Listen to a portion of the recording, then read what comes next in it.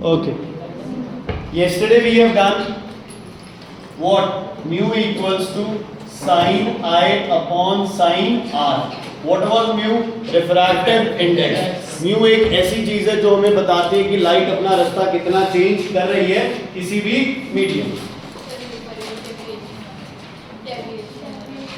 कौन से वाला डेविएशन? वो आगे आएगा, मैं दोबारा बताऊंगा। ओके, ध्यान से सुनना बच्चे। अब आपके पास रिफ्रैक्टिव इंडेक्स का एक और फॉर्मूला है।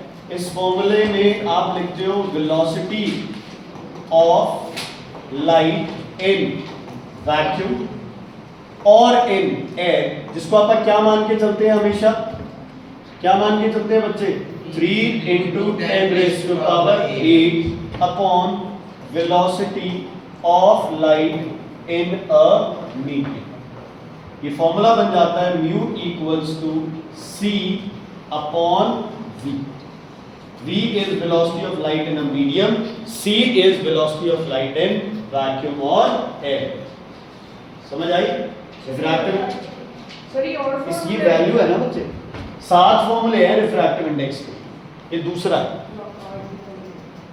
7 फॉर्मूले हैं रिफ्रैक्टिव इंडेक्स के, ये दूसरा है। क्या हो गया बच्चे? Velocity of light in vacuum और air upon velocity of light in a medium.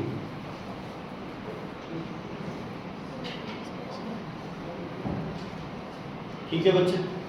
अच्छा मुझे एक चीज बताओ यार, अगर किसी लाइट की स्पीड ज्यादा है तो उसका रास्ता डेविएट करना सौखा है या मुश्किल है?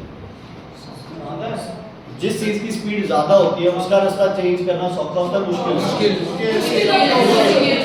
जो चीज स्लो आ रही है उसका रास्ता चेंज करना क्या हो जाता है? इजी हो जाता है।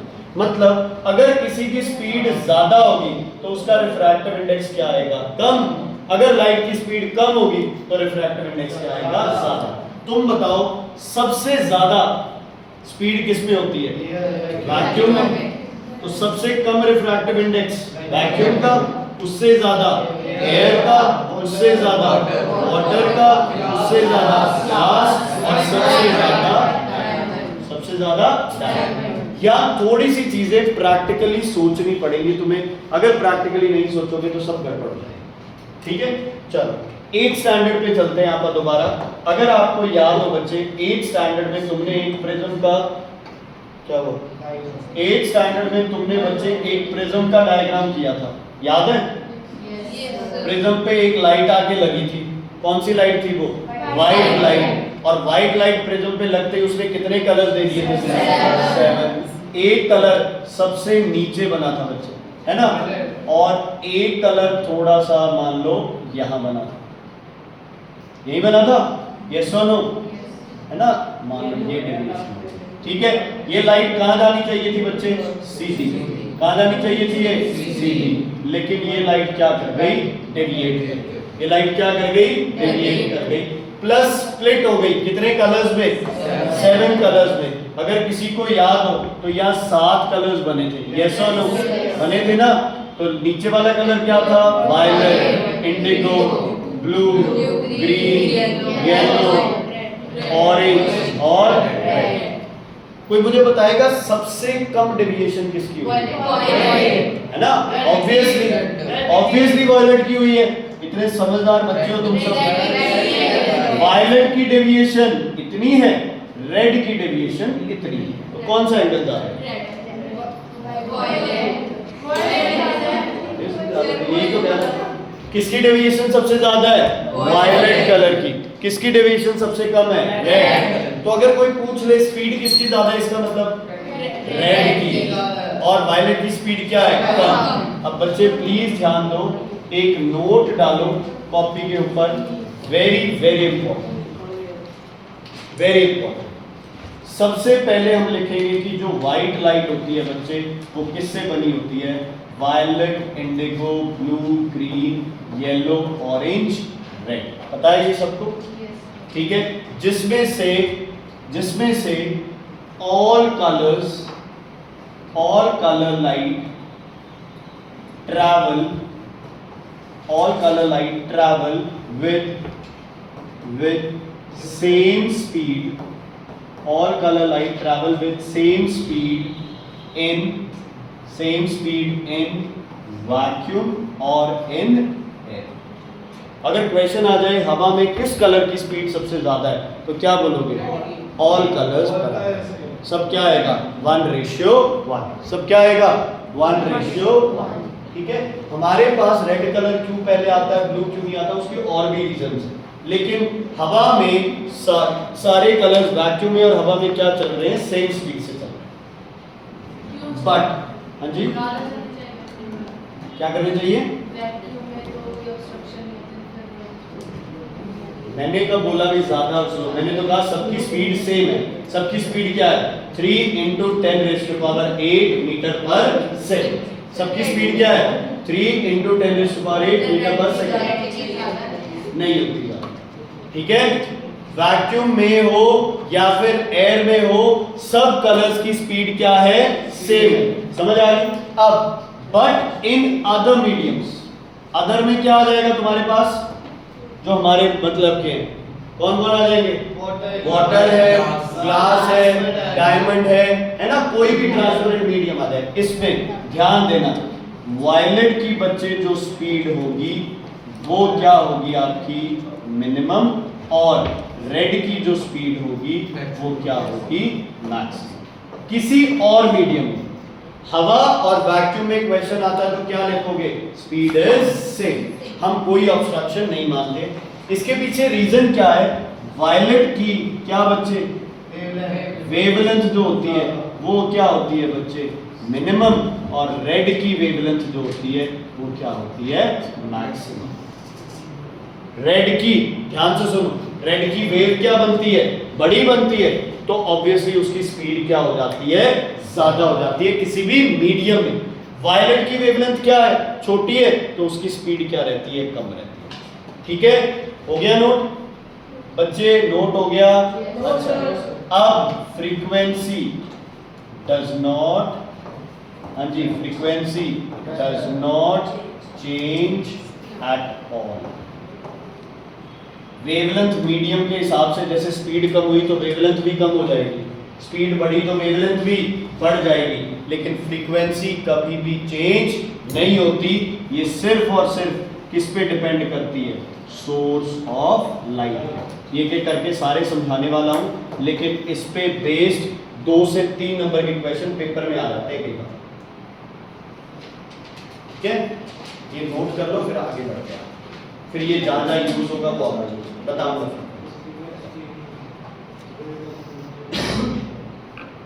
कर लिया बच्चे लोग?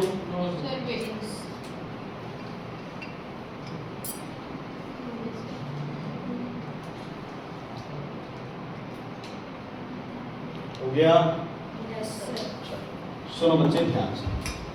हमने किया है mu equals to C upon V, है ना. अब वैक्यूम और उसमें तो कोई चक्कर ही नहीं है. हम बात किसकी कर रहे हैं? मीडियम की. किसकी बात कर रहे हैं? मीडियम की. अब तुम मुझे बताओ, म्यू, अगर मैं वायलेट लाइट का म्यू निकालूं किसी भी मीडियम में तो वो क्या होगी? C upon velocity of which light? Violet light. और अगर मैं म्यू निकालूं किस लाइट का बच्चे? रेड लाइट का, तो वो क्या होगी? C upon V of which light? Red light. अब तुम मुझे खुद बताओ किसकी वेलोसिटी ज्यादा है? रेड की. मीडियम में किसकी ज्यादा है? रेड की. एयर और उसकी बात नहीं कर रहे, किसकी ज्यादा है? रेड की. हाँ जी.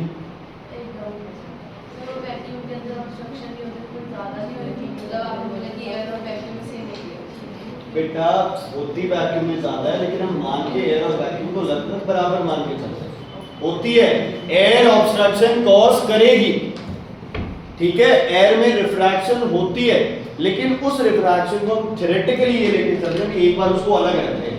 एयर और वैक्यूम को एक ही मीडियम लेके चल रहे हैं. समझ आ गई? ओके. ये क्लियर है? खुशी, रेड की वेलोसिटी क्या होती है बच्चे? सबसे ज्यादा. तो रेड का म्यू सबसे क्या होगा? कम. वायलेट की वेलोसिटी सबसे क्या होती है? कम. तो वायलेट की वेवलेंथ सबसे, ये म्यू क्या रहेगा? सबसे ज्यादा. तो मुझे बताओ डेविएशन किसकी ज्यादा होगी? डेविएशन किसकी ज्यादा होगी? वायलेट की डेविएशन क्या होगी बच्चे? ज्यादा होगी.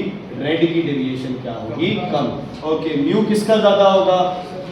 किसका ज्यादा होगा म्यू? Violet। वायलेट का। रेड का म्यू भी क्या होगा? कम होगा। रेड की क्या ज्यादा होगी बच्चे? Speed। स्पीड। स्पीड किस कलर की ज्यादा होगी? रेड की। और स्पीड किस कलर की कम होगी? ये चीज समझ आ गई तो ठीक है, नहीं आई तो पूछो। दोबारा बता देता हूँ। इनवर्सली प्रोपोर्शनल है, इसकी स्पीड कम तो म्यू ज्यादा, इसकी स्पीड ज्यादा तो म्यू कम। रेड की स्पीड मैक्सिमम है तो इसका म्यू मिनिमम है, इसकी स्पीड मिनिमम है तो इसका म्यू क्या होगा? मैक्सिमम। ठीक है? हाँ, ये देखो फॉर्मूला है। क्लियर है बच्चे? कोई दिक्कत? अच्छा, अब एक क्वेश्चन आता है। एंजल एक एक्सपेरिमेंट कर रही है। पहले ये एक्सपेरिमेंट करती है वायलेट लाइट यूज करके, फिर ये एक्सपेरिमेंट करती है रेड लाइट यूज करके। क्या म्यू की वैल्यूज डिफरेंट आएगी? ग्लास यूज कर रही है, क्या म्यू की वैल्यू डिफरेंट आएगी? यस। किसकी म्यू ज्यादा होगी? वायलेट की। रेड की म्यू क्या आएगी? कम। 3 नंबर में क्वेश्चन आया, एक बार बोर्ड पे एग्जाम। एंजल की जगह कट करके सिर्फ राम कर दो। Ram did experiment with the glass slab of this light, this light, this light, है ना? समझ आ गई बच्चे? क्लियर है? शिवर में तो सर इधर मेरी तैयारी है। ठीक है, जल्दी करो बच्चे, कॉपी जल्दी करो। ये एक्सपेरिमेंट कर रही है रेड लाइट और वायलेट लाइट से, तो क्या म्यू की वैल्यू डिफरेंट होगी? यस। रेड लाइट के लिए क्या होगी? मिनिमम। वायलेट के लिए क्या होगी? मैक्सिमम। ठीक है बच्चे? लास्ट ईयर एक फॉर्मूला था, अगर आपको याद हो, V equals to lambda into F। क्या मैं इसको ये लिख सकता हूँ? V equals to F into lambda. F की वैल्यू हमेशा क्या रहती है? अभी बताया था, कांस्टेंट। कांस्टेंट और इक्वल टू क्या बना लेते हैं? Proportionality sign. तो क्या मैं लिख सकता हूँ कि वेलोसिटी वेवलेंथ के क्या है? Directly proportional. वेवलेंथ क्यों दिया? वैल्यू फिक्स 6 मतलब फिक्स 6 चल। निकिता मैम से पूछा था,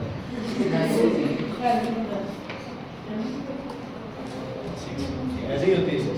अच्छा वो यार, हाँ वो मैंने तब भी डांटा था तुम्हें कि इसकी वैल्यू तो 6 ही आएगी पेपर पे। ऐसा कुछ नहीं है बेटा, कोई वैल्यू बताऊंगा आगे की वैल्यू। हो गया बच्चे? ये क्लियर है? अच्छा इधर देखो सभी, फिर इधर देखो। तो जो मेरा फॉर्मूला म्यू का था C upon V, C upon V, C की वैल्यू क्या होगी? फ्रीक्वेंसी इन, बोलो, vacuum multiplied by lambda in vacuum upon V का क्या होगा? फ्रीक्वेंसी इन, बोलो, medium into lambda in medium. समझ आया तो बताओ, नहीं समझ आया तो दोबारा बताओ। नहीं आया समझ? ये तुम्हारी क्या है? वेलोसिटी। फॉर्मूला क्या है? Lambda into F। ये क्या है? Velocity in vacuum. ये क्या? Frequency in vacuum, lambda in vacuum. ये क्या है? Velocity in medium, frequency medium into lambda in medium. मैंने तो सिर्फ फॉर्मूला लगाया, ठीक है? फ्रीक्वेंसी दोनों में क्या रहती है? हमेशा कांस्टेंट। तो दोनों में क्या हो गई? कैंसिल। तो म्यू की एक और फॉर्मूला आ गया, लैम्डा इन वैक्यूम, या फिर क्या लिख सकते हो? F upon lambda in medium. ये आ गया इसका तीसरा फॉर्मूला। कौन से वाला? बोलो। C का फॉर्मूला क्या होगा? V का क्या होता है? Lambda into F। तो C का भी क्या होगा? Lambda into F। Lambda in vacuum, F into vacuum. V in medium है, F इनटू वैक्यूम।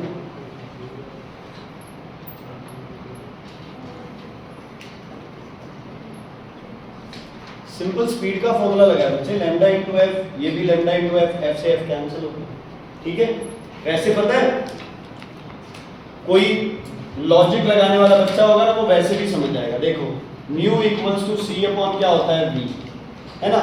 और तुम्हें पता है V और लैम्डा आपस में क्या होते हैं? Directly proportional. तो यहाँ आप लिख सकते हो lambda in vacuum upon lambda in V। ठीक है? तो दो चीजों की वेवलेंथ दी हो तो भी रिफ्रैक्टिव इंडेक्स निकाल लो। वेलोसिटी दी है तो भी रिफ्रैक्टिव इंडेक्स निकाल लो, साइन आई साइन आर दी है तो भी क्या कर लो, रिफ्रैक्टिव इंडेक्स निकाल लो। चेष्टा क्लियर है बच्चे? नहीं समझ आया पूछ लो, सारे टॉपिक्स इसी पे बेस्ड है। हो गया? डन? आगे बढ़े? इसको आप क्या बोलोगे?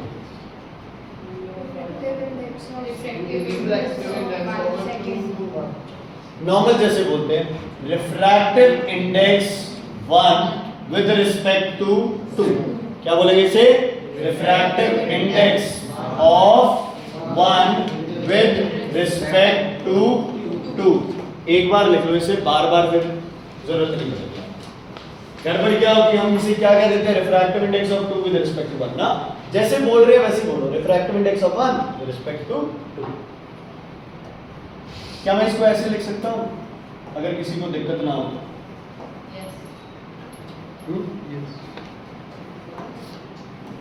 बेटा क्या इसको ऐसे लिख सकता हूं, refractive index of 1 with respect to refractive index of 2?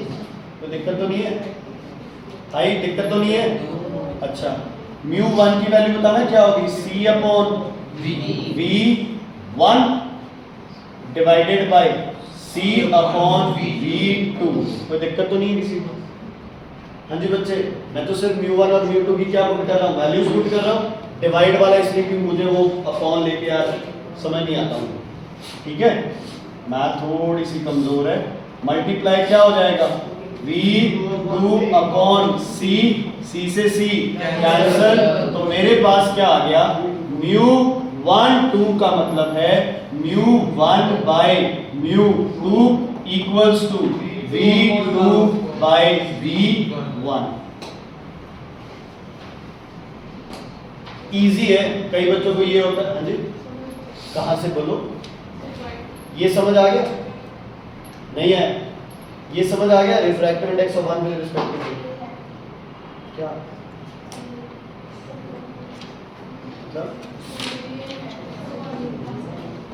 ये पहला मीडियम है, ये दूसरा मीडियम है। इसको ग्लास मान लो, इसको एयर मान लो, इसको वाटर मान लो, इसको कोई लाइट दो मीडियम से पास करेगी ना। पहले मीडियम से आई, दूसरे मीडियम में एंटर की, तो आप बता रहे हो ये क्या रिफ्रैक्टिव इंडेक्स दूसरे के हिसाब से कैसे, ठीक है? हम दो रिफ्रैक्टिव इंडेक्सेस को क्या कर रहे हैं, आपस में कंपेयर कर रहे हैं। तो म्यू1 2 का मतलब हो गया refractive index of 1 with respect to refractive index of 2। म्यू1 का मतलब हो गया c अपॉन v, म्यू का वैल्यू क्या थी, c अपॉन v, तो 1 है तो c upon v1, c upon v2 multiply करके ये आ गया, ठीक है? क्लियर है? तो मैंने क्या नोटिस किया इस फॉर्मूला से, अगर म्यू1 ऊपर है तो उसकी वेलोसिटी कहाँ है, नीचे।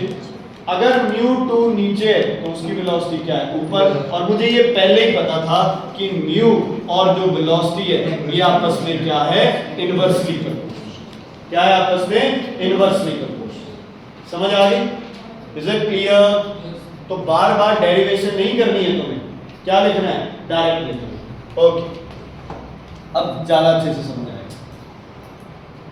इसको क्या लिख सकता हूं, बोलो पहले म्यू, म्यू में mu glass with respect to mu of water. Velocity में कैसे लिखो, velocity of water, velocity of नीचे ग्लास, ऊपर वेलोसिटी ऑफ वाटर। ठीक है बच्चे, अब समझ आ गया? एंजल, अगर इसको लैम्डा में लिखना चाहो तो कैसे लिख दूं? हाँ, लैम्डा ऑफ वाटर, क्योंकि ये आपस में क्या होते हैं, डायरेक्टली प्रोपोर्शनल। ठीक है बच्चे, ये स्टेप मिस मत करना। ये मिस कर दिया ना जिस बच्चे ने स्टेप, सब गड़बड़ हो जाएगी। ठीक है, क्लियर है बेटा? कोई दिक्कत, कोई प्रॉब्लम? मैं फिर से कह रहा हूं, देखो मुझे जो ऑब्जर्व हो रहा है वो ये हो रहा है कि बच्चे सोच रहे हैं तो यार एक ही चीज बार बार लिखे जा रहे हैं, है ना, बार बार रिपीट हो रहा है, इतना सौखा तो नहीं होगा, कुछ ना कुछ है जो मुझे समझ नहीं आ रहा है। बेटा ये सौखा ही है, सिर्फ समझना जरूरी है। मैं बार बार ये इसलिए करा रहा हूँ कि तुम्हारे दिमाग में बैठ जाए रिफ्रैक्टिव इंडेक्स और स्पीड आपस में क्या होते हैं, इनवर्सली प्रोपोर्शनल। ठीक है, आगे बढ़े। चलो मुझे बताओ mu G W and mu W G, इसमें क्या रिलेशन है आपस में? दोनों की वैल्यूज निकालो, जल्दी जल्दी वैल्यूज निकालो दोनों। चलो आप वाटर तो पहले ले चुके हैं ना, एयर का सर वी की फॉर्म के वी की फॉर्म, वी की फॉर्म। देख देख मैंने कहा है वो स्टेप मिस नहीं करना, वो स्टेप मिस नहीं करोगे पहला तो सौखा हो जाएगा। वेरी गुड, बस हो गया। इसकी क्या वैल्यू आई है? Mu G by mu A equals to V A upon V G. इसकी क्या आई है? Mu A upon mu G, तो ऊपर क्या आएगी? V G upon V A. W हो गया होगा, किसी ने डब्ल्यू लिखा है, कोई दिक्कत है? ये दोनों आपस में क्या है? रेसिप्रोकल। क्या है आपस में? क्या है आपस में? रेसिप्रोकल। तो मैं लिख सकता हूं mu A G is 1 upon mu G A, चाहे कैसे मर्जी लिख लो। इसको बोलते हैं बच्चे प्रिंसिपल ऑफ रिवर्सिबिलिटी। क्या बोलते हैं इसे? Principal of reversibility. कल लिखाया था मैंने, light will retrace its path, है ना? लाइट अपना पाथ क्या करती है? रीट्रेस। समझ आ गई? नहीं समझ आई? ये समझ आ गया? तो ये दोनों आपस में क्या है? ये दोनों आपस में क्या है? यही तो लिखा है, ये तो लिखा है। और क्या है? ठीक है, इस रिलेशन को क्या बोलोगे आप? Principal of reversibility. ये कहती है कि अगर लाइट इधर से इधर आ रही है, राइट बेंड कर गई तो वापस जाएगी तो किधर बेंड करेगी? लेफ्ट। 10 डिग्री अंदर की तरफ हो गई, बाहर जाएगी 10 डिग्री क्या हो जाएगी? बाहर की तरफ। 10 डिग्री टुवर्ड्स नॉर्मल है, क्या हो जाएगी? 10 डिग्री अवे फ्रॉम नॉर्मल। जब मीडियम रिवर्स होगा तो लाइट भी अपना रास्ता क्या कर लेगी? सेम रास्ता, सिर्फ क्या कर लेगी? रिवर्स कर लेगी, बैक एयर लगा लेगी, सेम ही रास्ता। ठीक है, सौखा है बच्चे, कोई दिक्कत नहीं है। तो मेन समझ आ गया रिफ्रैक्टिव इंडेक्स का। कितने फॉर्मूलाज है? बहुत है। Sine I upon sine, C upon V, और अगर दो रिफ्रैक्टिव इंडेक्सेस को कंपेयर करना हो तो भी बता सकते हो, लैम्डा अपॉन लैम्डा, वो भी बता सकते हो। ठीक है, कोई गड़बड़ नहीं होनी चाहिए। अब अगर तुम्हें इसकी वैल्यू कोई कह दे 4/3 है और तुम्हें इसकी वैल्यू निकालनी है, सीधा 3/4 according to principle of reversibility, कुछ करके करने की जरूरत नहीं। ठीक है बच्चे, कर दो इसे अब। Next, factors affecting refractive index. Factors affecting refractive index, जिसमें सबसे पहला फैक्टर है बच्चे मीडियम का नेचर, नेचर ऑफ मीडियम। और नेचर ऑफ मीडियम में भी अपन ने कल एक फैक्टर किया था, क्या किया था? Optical density. ऑप्टिकल डेंसिटी बढ़ने से रिफ्रैक्टिव इंडेक्स क्या होगा? बढ़ेगा, कम हो जाएगा? ऑप्टिकल डेंसिटी बढ़ गई मतलब लाइट कम बेंड करेगी। ऑप्टिकल डेंसिटी बढ़ गई तो लाइट कम बेंड करेगी, ज्यादा करेगी बेंड। ग्लास में क्या बेंड करती है? ज्यादा। हवा में क्या बेंड करती है? कम। डायमंड में क्या बेंड करती है? और भी ज्यादा। नहीं बल्ले पड़ा। किसकी ऑप्टिकल डेंसिटी ज्यादा होती है? ग्लास की या फिर वाटर की? ग्लास की। तो रिफ्रैक्टिव इंडेक्स किससे ज्यादा होता है? किसका ज्यादा होता है रिफ्रैक्टिव इंडेक्स? ग्लास का। ऑब्वियसली, शोर मत करो। डायरेक्टली प्रोपोर्शनल है, तो हम क्या लिखेंगे? Refractive index is directly proportional to optical density.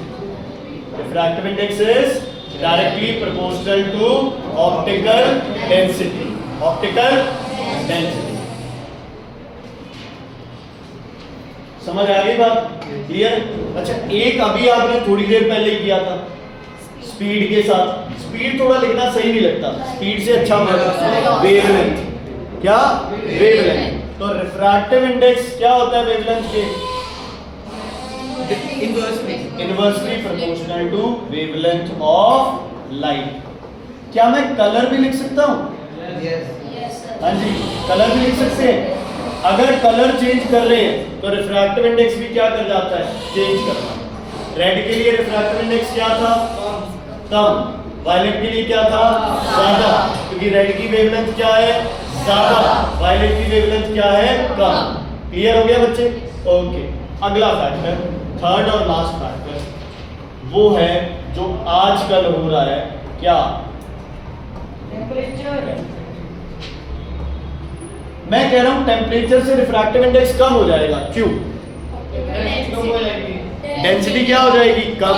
अच्छा, सबसे ज्यादा सुनो, mu of ice, mu of water, mu of steam, बताओ म्यू की वैल्यू किसके लिए सबसे ज्यादा होगी?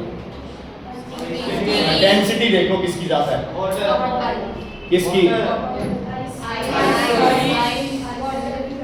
आइस, वैसे आइस की। चलो इसको सॉलिड लिक्विड, एक वो 4 डिग्री वाला एक बार छोड़ दो, वो कंसेप्ट छोड़ दो, एक बार सॉलिड लिक्विड गैस वाला कंसेप्ट लेके चलो। आइस, तो refractive index ice, water, steam, यहाँ वो ऑप्टिकल डेंसिटी और डेंसिटी अलग अलग चीजें होगा।